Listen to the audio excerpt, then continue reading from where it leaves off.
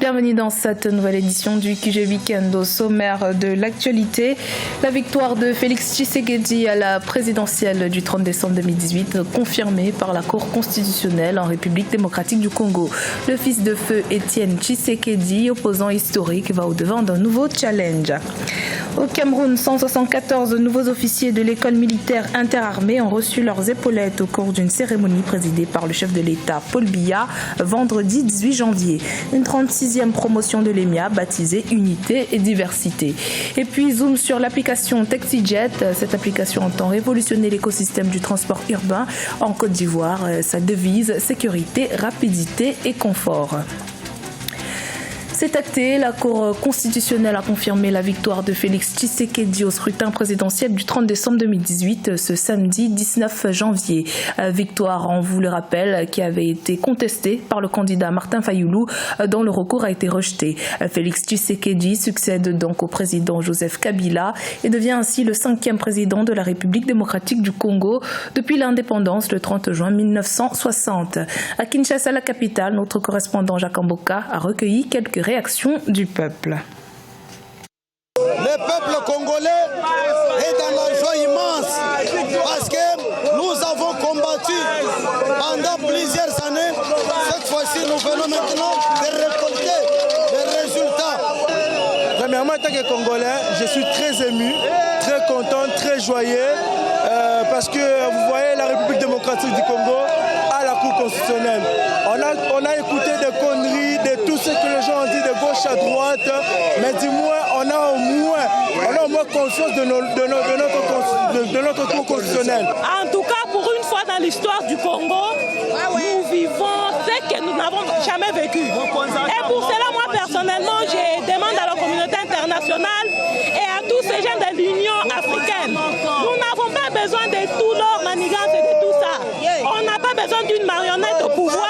Pour cette fois-ci, nous avons des présidents élus par la population et nous sommes très fiers d'être congolais. Moi, je pense qu'à mon avis, j'ai essayé de suivre étape par étape. La Cour constitutionnelle a été juste. Elle était au milieu du village, elle a tranché les problèmes. J'aimerais souligner, essayer de déraper un tout petit peu, rappeler à tous ces gens qui veulent nous donner des ordres. Nous leur rappelons qu'ils n'ont pas des instructions à donner à la République démocratique du Congo.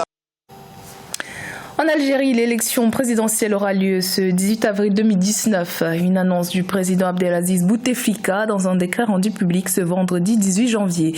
Les candidats à ce scrutin peuvent d'ores et déjà déposer leur candidature. Le général Ali Guediri, à la retraite, a ouvert le bal ce samedi en annonçant sa candidature au scrutin présidentiel du 18 avril. Ses concurrents ont jusqu'au 4 mars pour se déclarer candidats.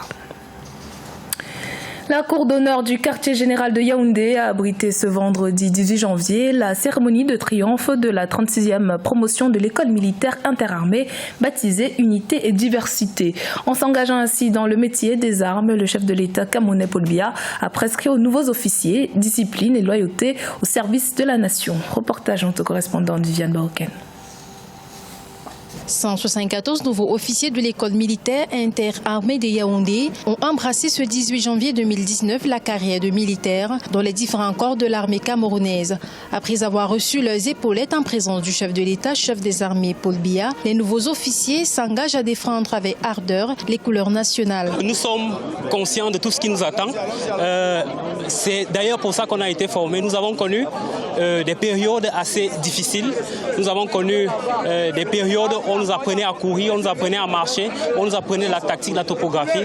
Aujourd'hui, nous sommes à même de pouvoir mettre ça en pratique, de répondre aux attentes, de pouvoir défendre les couleurs de notre pays. Les enseignements suivis par cette cuvée baptisée Unité et Diversité ont porté sur 4 aspects essentiels que sont l'instruction tactique, la culture générale de la défense, la formation civique et l'entraînement militaire. C'est une formation au-delà de l'aspect physique, de l'aspect intellectuel.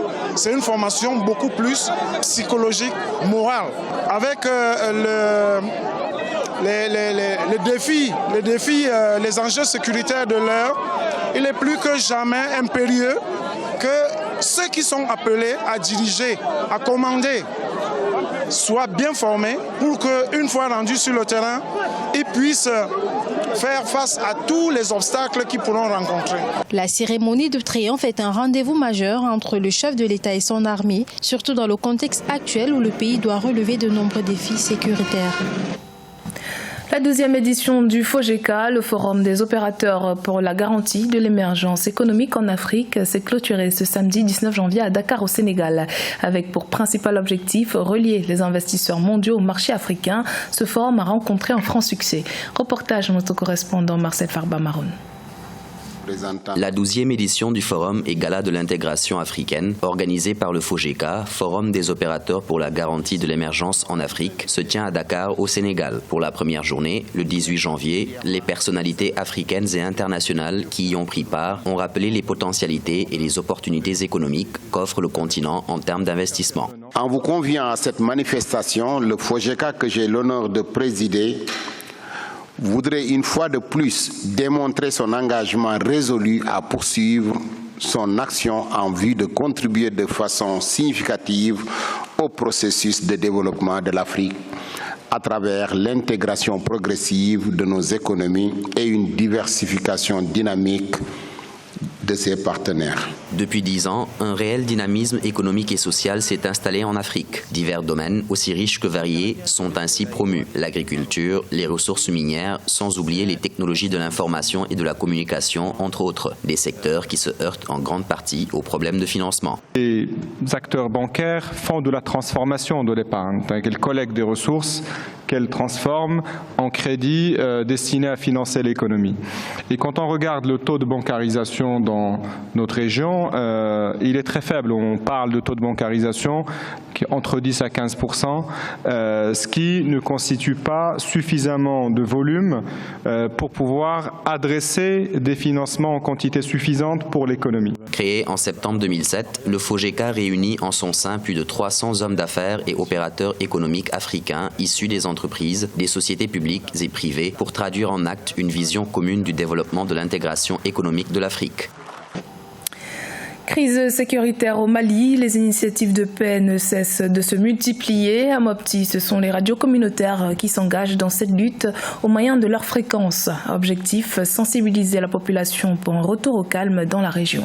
Ange Noménia. Mopti, au centre du Mali.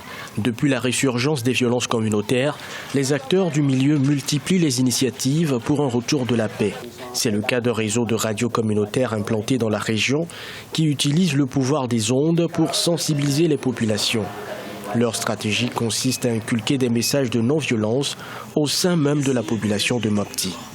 Comme son nom l'indique, sinon leur nom l'indique, les radios de proximité est faite pour répondre aux besoins d'information, de sensibilisation et d'éducation civique et d'éducation de la communauté. Pour toucher beaucoup de monde, les radios communautaires ont élargi leur gamme de fréquences grâce à un appui technique de la mission des Nations Unies au Mali.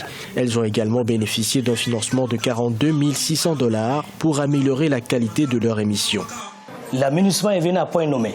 Le moment où l'aménagement nous appuyait, la radio ne dépassait pas les 60 km. Et je vous dis, depuis le moment qu'on a reçu l'émetteur amplifié, ça a permis à la radio de retrouver ses anciens auditeurs. La radio change nos vies. Cela nous donne l'impression de faire partie d'une société. Nous pouvons nous tenir au courant de ce qui se passe ici. Nous recevons des informations régionales, locales et des informations en général. Selon des études, le Mali possède l'un des réseaux de radios communautaires les plus puissants d'Afrique. Plus de 170 radios privées, dont 121 communautaires, sont implantées dans le pays. Découverte à présent de TaxiJet, une plateforme virtuelle qui permet d'allier sécurité, rapidité et confort dans le transport urbain à Abidjan. Elle est utilisée à ce jour par 45 000 clients et 150 chauffeurs de taxi appelés désormais des commerciaux. Un focus sur une innovation qui compte couvrir 60% du transport urbain en Côte d'Ivoire d'ici 5 ans. Reportage de notre correspondant Oliva Diakota. En juin 2015, lors de son lancement, l'application mobile de commande en ligne de véhicules TaxiJet recevait en moyenne une centaine de commandes par jour. En 2019, ils sont désormais 45 000 clients à avoir recours quotidiennement à cette application. Très réticents au début, 16 000 taxi-compteurs ont également fini par avoir confiance à cette application.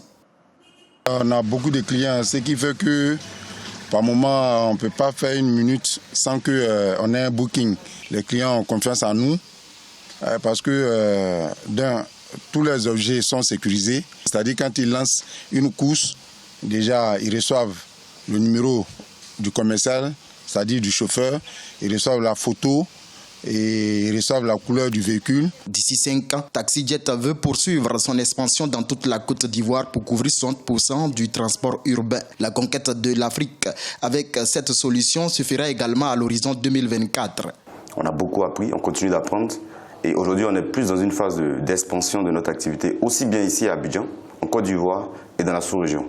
Et on est très content de permettre à ce qu'aujourd'hui le transport soit un secteur d'activité qui est considéré comme un emploi, qui est considéré comme un travail et qui valorise celui qui est au volant du véhicule. En partenariat avec le Centre de formation routier international, TaxiJet dispose également depuis 2016 d'une académie nationale qui forme par vague 150 chauffeurs. Une académie qui rêve également de son internationalisation d'ici 5 ans. C'était le journal de la rédaction. Merci de votre fidélité. Dans un instant, une nouvelle édition de l'actualité sur Africa 24.